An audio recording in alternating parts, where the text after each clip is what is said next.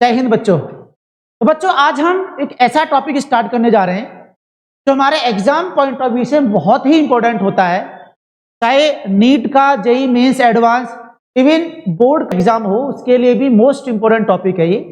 आज हम resonance, delocalisation और कॉन्जुगेशन से स्टार्ट करेंगे और हमारी क्लास का मुद्दा रहेगा कि आज हम रेजोनेंस और डीलोकलाइजेशन और कॉन्जुगेशन में कैसे डिफरेंशिएट करें। क्या ये एक ही वर्ड है या इनमें डिफरेंस है, और समझेंगे कि रेजोनेंस एक्चुअल में होता क्या है, रेजोनेंस का क्या रोल होता है हमारी ऑर्गेनिक केमिस्ट्री में।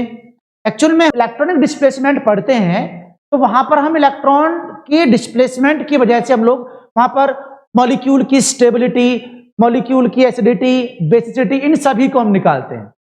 तो ये मानिए कि आप ऑर्गेनिक कंपाउंड की स्टेबिलिटी को फाइंड करने का एक टूल है, एक तरीका है, एक कॉन्सेप्ट है। जैसे हम इंडक्टिव इफेक्ट की हेल्प से, मीजोमेरिक इफेक्ट की हेल्प से, इवन एरोमेटाइजेशन की हेल्प से और हाइपर कॉन्जुगेशन की हेल्प से मॉलिक्यूल की स्टेबिलिटी हम मेजर करते हैं।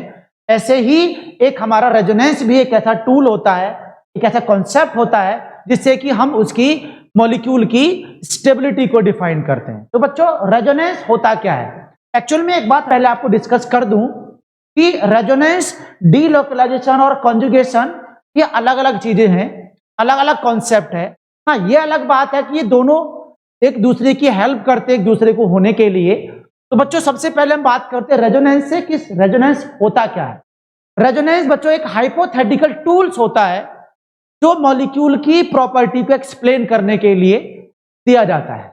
मतलब हम ऑर्गेनिक कंपाउंड जो भी हमारे सामने रखा हुआ है वो मॉलिक्यूल का स्ट्रक्चर उस मॉलिक्यूल की सभी प्रॉपर्टी को एक्सप्लेन करने में कैपेबल नहीं होता है। मतलब ये जरूरी नहीं है कि सारे मॉलिक्यूल उसकी अपनी प्रॉपर्टी को एक्सप्लेन नहीं कर सकते। जिन मॉलिक्यूल में सारी प्रॉपर्टीज उस स्ट्रक्चर से एक्सप्लेन नहीं होती, उनको एक्सप्लेन करने के लिए हम रेजोनेंस की हेल्प लेते हैं। तो मतलब रेजोनेंस हमारा एक हाइपोथेटिकल टूल हुआ जो मॉलिक्यूल की अलग अलग प्रॉपर्टीज को एक्सप्लेन करता है by drawing some different type of structure, और उन्हीं डिफरेंट टाइप के स्ट्रक्चर को रेजोनेटिंग स्ट्रक्चर बोलते हैं बच्चों, और इस फिनोमिनन को हम लोग रेजोनेंस बोलते हैं। मतलब ये होता है, अगर बात यहां पर हम शुरू करें, जैसे हमारे पास में कोई भी एक मॉलिक्यूल मान लिया एक मॉलिक्यूल लिया हमने। अब इस मॉलिक्यूल का स्ट्रक्चर और ये मॉलिक्यूल का ये स्ट्रक्चर इस मॉलिक्यूल की सम प्रॉपर्टीज को ही एक्सप्लेन कर रहा है, मतलब सभी प्रॉपर्टी को एक्सप्लेन नहीं कर रहा है। तो बेटा इसका दूसरा स्ट्रक्चर ड्रॉ करेंगे, और दूसरा स्ट्रक्चर जैसे ड्रॉ करेंगे तो इसका स्ट्रक्चर अब ड्रॉ कैसे करेंगे, कब होगा, कैसे होगा, ये सब चीज एक मुद्दा रहेगा हमारा आज की क्लास का, जो हम सीखेंगे, जो हम चर्चा करेंगे इसके ऊपर। तो मैंने इस मॉलिक्यूल को दिखा, ऑर्गेनिक कंपाउंड कोई भी दिखेगा तो हम अगर वो पूरा मॉलिक्यूल पूरी स्ट्रक्चर को या पूरे प्रॉपर्टीज को एक्सप्लेन कर रहा है तो वहां पर there is no need to explain the resonant या रेजोनेटिंग स्ट्रक्चर। तो वहां पर उस मॉलिक्यूल का स्ट्रक्चर सारी प्रॉपर्टीज को एक्सप्लेन नहीं कर रहा बच्चों, तो हम क्या करेंगे, एक स्ट्रक्चर ड्रॉ करेंगे, और स्ट्रक्चर जैसे ड्रॉ करेंगे तो यहां पर नेगेटिव, यहां पॉजिटिव, कुछ ऐसा एक स्ट्रक्चर ड्रॉ होगा दूसरा। मतलब इसने कुछ प्रॉपर्टीज को एक्सप्लेन किया, इसका दूसरा है ऐसा ही स्ट्रक्चर ड्रॉ किया, मतलब उसका दूसरा लुईस स्ट्रक्चर बनाया।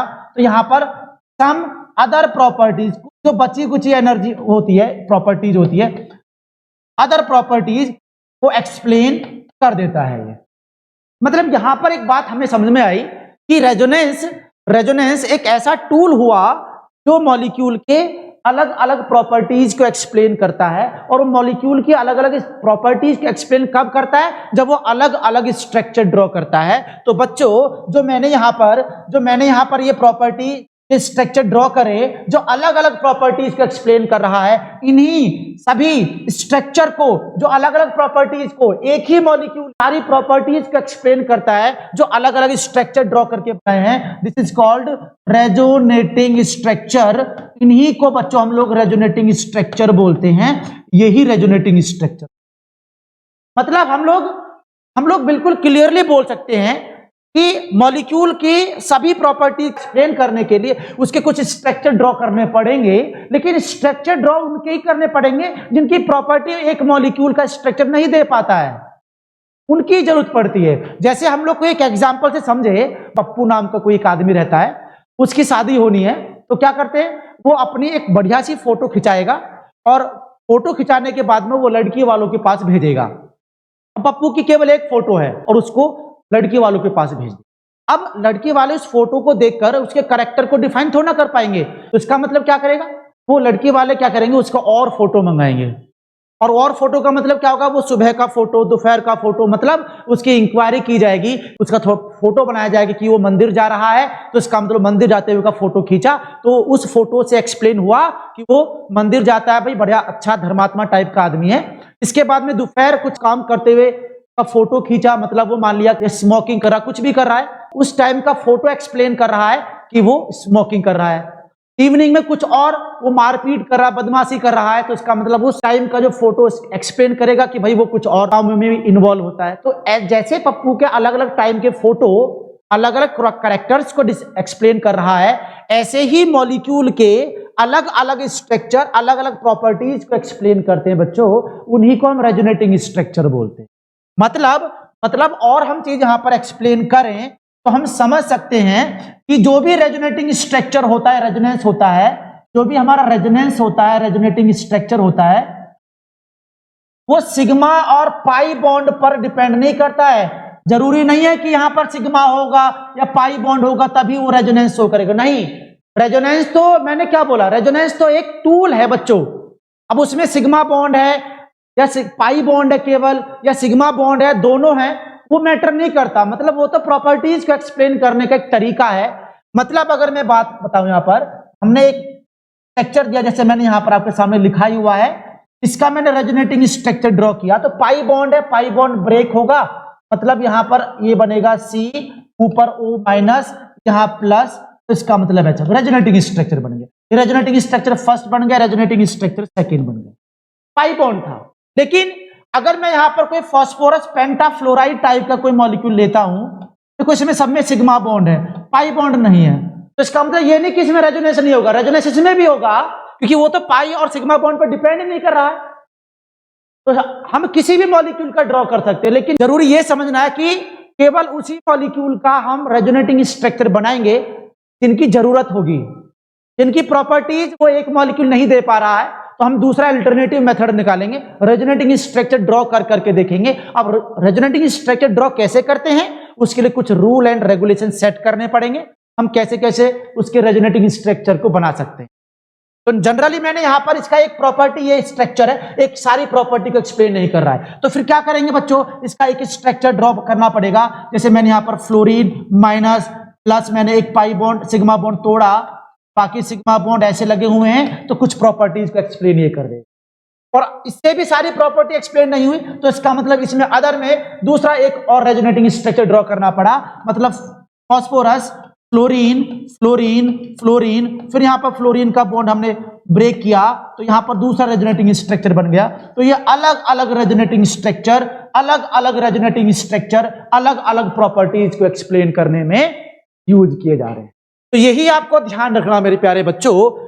तो हमने क्या देखा, अब देखो जनरली सारे मॉलिक्यूल में जो रेजोनेटिंग स्ट्रक्चर बना रहे हैं, अब ये नहीं कि आप लोग हर मॉलिक्यूल में आप लोग मुंह उठाकर किसी में भी हम रेजोनेटिंग स्ट्रक्चर बना, नहीं, जिसकी जरूरत पड़ेगी, जिसकी नीड होगी प्रॉपर्टीज को एक्सप्लेन करने की। जैसे मैं यहां पर अगर बोल दूं कि हमारे पास मीथेन है, भाई ये मीथेन है बच्चों, अब मीथेन में सिग्मा बॉन्ड ठीक है रहने दो, रेजोनेटिंग स्ट्रक्चर बना सकते हैं जरूरत पड़ेगी तो।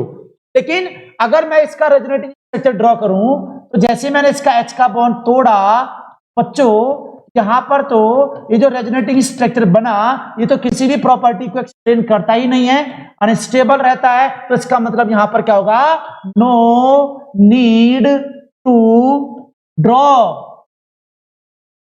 The resonating structure. Resonating structure draw करने की कोई नीड ही नहीं हुई, क्योंकि ये एक्सप्लेन ही नहीं करता किसी प्रॉपर्टी को, इसी के अंदर सारी प्रॉपर्टी एक्सप्लेन हो जाती है। तो मतलब ये होता है, हम लोग रेजोनेटिंग स्ट्रक्चर केवल उन्हीं मॉलिक्यूल का बनाते हैं जिनकी नीड होती है।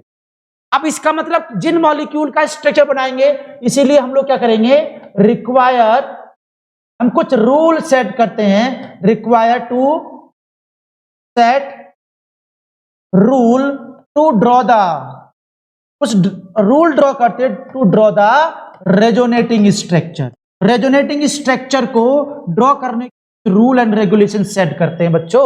तो हम लोग देख सकते हैं, हम मॉलिक्यूल का, किसी भी मॉलिक्यूल का रेजोनेटिंग स्ट्रक्चर ड्रॉ करने से पहले उन रूल के थ्रू होकर जाना पड़ेगा, जिससे कि हम करेक्ट रेजोनेटिंग स्ट्रक्चर ड्रॉ कर दें।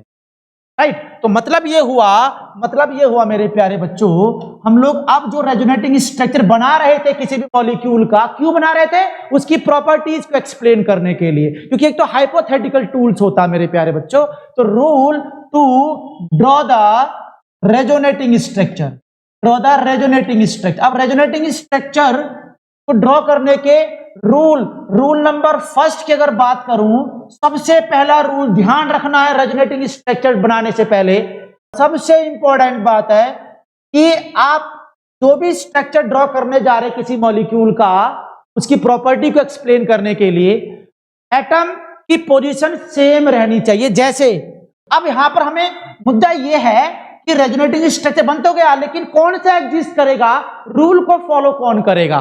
तो जनरली देखिएगा, मैंने क्या बोला, position of atom should be unchange, atom की पोजीशन अनचेंज होनी चाहिए। यहां पर बॉन्ड टूट तो गया, लेकिन एटम की पोजीशन बिल्कुल फिक्स्ड है। लेकिन यहां पर एटम की जो पोजीशन थी ना बेटा, फ्लोरीन, वो इधर आ गया, तो इसका मतलब ये जो रेजोनेटिंग स्ट्रक्चर बनाया हमने, वो सरासर गलत है। ये पोजीशन चेंज हो रही है, एटम की पोजीशन चेंज नहीं होनी चाहिए। बहुत इंपॉर्टेंट है, ध्यान रखना है। छोटी छोटी गलती हमारी पूरे बड़े क्वेश्चंस का सत्यानाश कर देती है बच्चों। लेकिन ये वाला रेजोनेटिंग स्ट्रक्चर होगा, पहली बात हमें समझ आ गई भैया, रेजोनेटिंग स्ट्रक्चर बनाने से पहले हमें ध्यान रखना है कि एटम की पोजीशन शुड बी अनचेंज। चलिए, पहली बात हुई।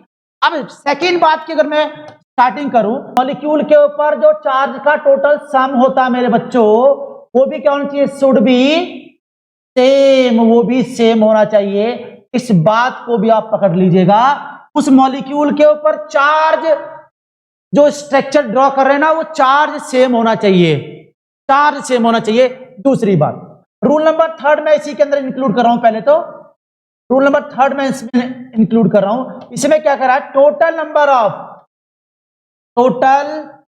ऑफ अनपेयर्ड इलेक्ट्रॉन, बच्चों जो भी अनपेयर्ड इलेक्ट्रॉन है, ऑल्सो शुड बी सेम, वो भी सेम ही होना चाहिए, वो भी सेम ही होना चाहिए। इस बात पर भी आपको प्रकाश डालना है, इस बात को भी आपको समझना।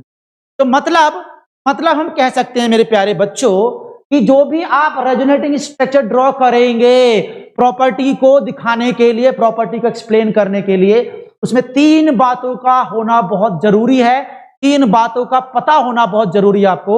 एक, एटम की पोजीशन क्या होनी चाहिए, बिल्कुल अनचेंज होनी चाहिए। उनके ऊपर चार्ज का जो सम होता है टोटल, वो भी कांस्टेंट होना चाहिए, सेम होना चाहिए। और उसके ऊपर नंबर ऑफ अनपेयर्ड इलेक्ट्रॉन भी क्या होना चाहिए बच्चों, सेम होने चाहिए। फॉर एग्जाम्पल अगर मैं बात करूं, पहला resonating structure, second resonating structure, और एक हो गया बच्चों थर्ड रेजोनेटिंग स्ट्रक्चर।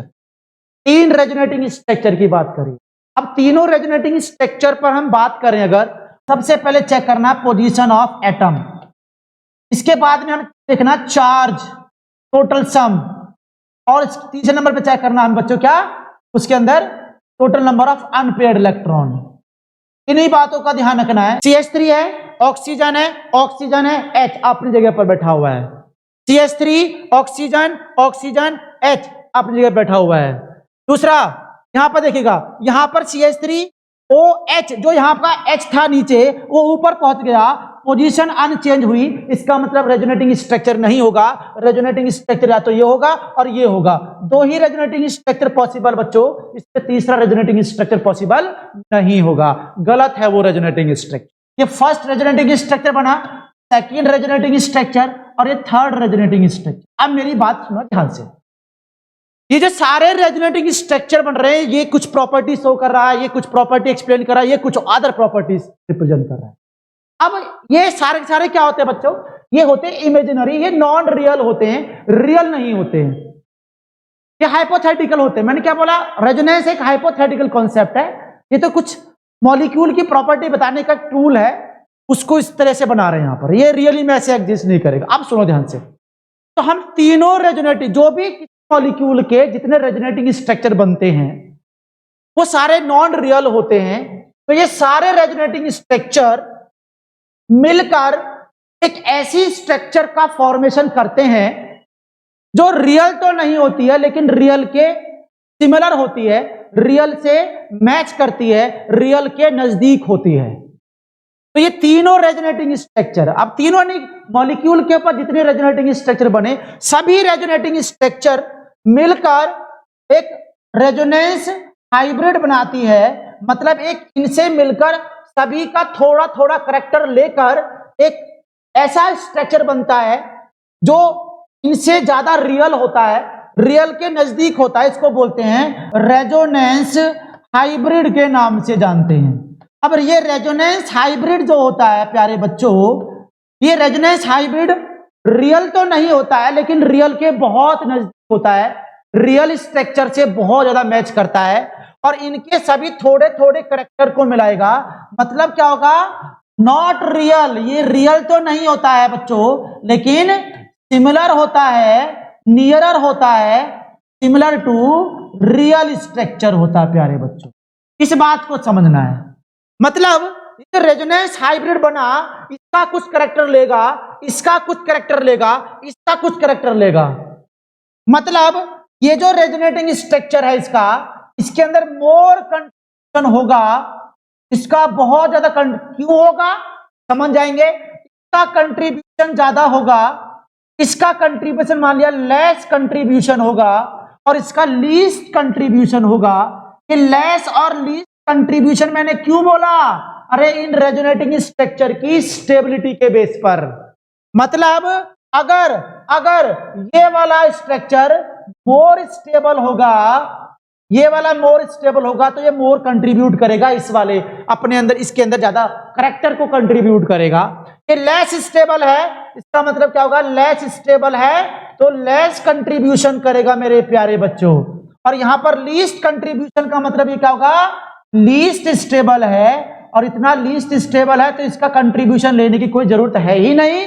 इन दोनों का ही कंट्रीब्यूशन मिलकर, क्योंकि ये तो बहुत लीस्ट है ना के बराबर, जिसका मतलब यही केवल अपने कुछ करैक्टर को यहां मिलाएगा और एक रेजोनेंस हाइब्रिड बनाएगा, कुछ करैक्टर इसका लेगा। मतलब अरे मतलब देखो बच्चों, मतलब ये होगा CH3COH।